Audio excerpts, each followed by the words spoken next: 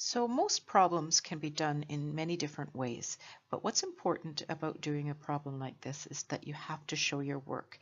I know that some of you can just do guess and check in your head and probably figure this out without showing your work, but in this course, that's what is important, showing your work and showing your process. So I'm going to do this question in two different ways and explain the process in two different ways. So let's start by doing it algebraically. But before we do that, we've got to figure out what this vocabulary means. Product means multiplication. Okay.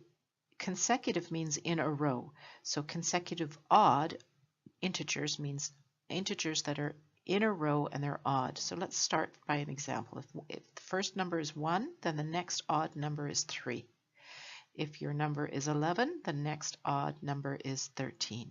But integers mean they could be negative as well. So if you start with -5, the next odd number is -3. Notice all of these differ by 2. In other words, you add 2 to get from one to the next. If I add 2, I get to the next number. So now, when you're setting up any type of word problem, you're going to be, and you're using algebra, you're going to be introducing a variable. So and that includes you need to let us know what that variable means. So in this case, let x be the first integer. Well, if x is the first integer, then x plus 2 will be the second one. And how do I know that? Because I know that if I start with the first one, I have to add 2 to get to the next one. So now I'm going to make an equation because I know that the product or the multiplication of these two, x times x plus 2, has to equal 143. Well, that is an equation you guys have already practiced in previous questions. It's a quadratic equation, but we have to solve it by factoring, and we're going to multiply this out. So x, or distribute the x, so x squared plus 2x equals 143.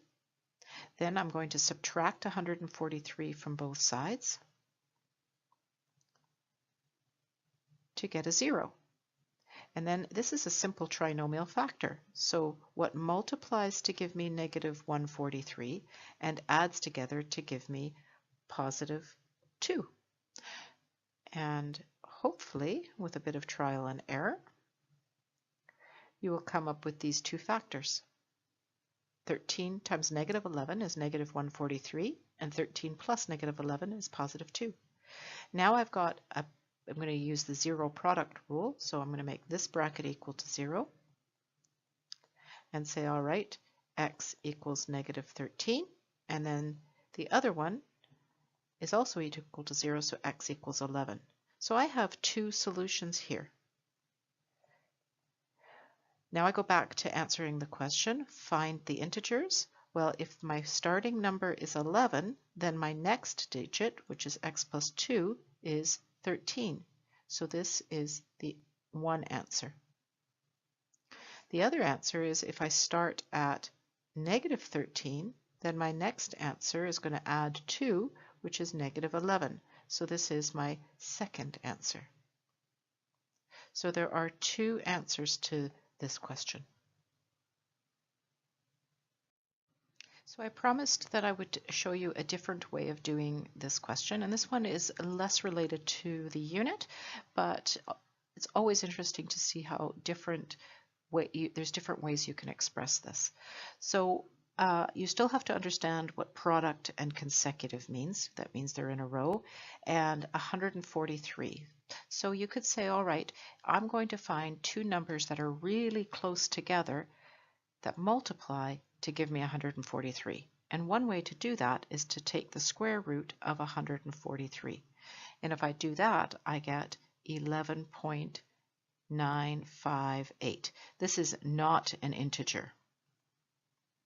It's a decimal or real number, real and rational. So a little bit of review from Unit 1.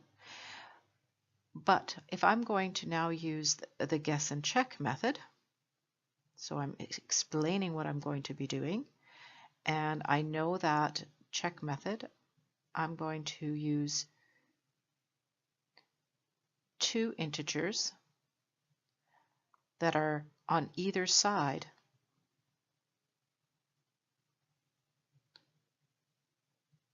of 11.958 and check it out. So the number that is just a little bit bigger than 11.95 and odd is 13, and the number that's smaller than 11.95 on the other side is 11.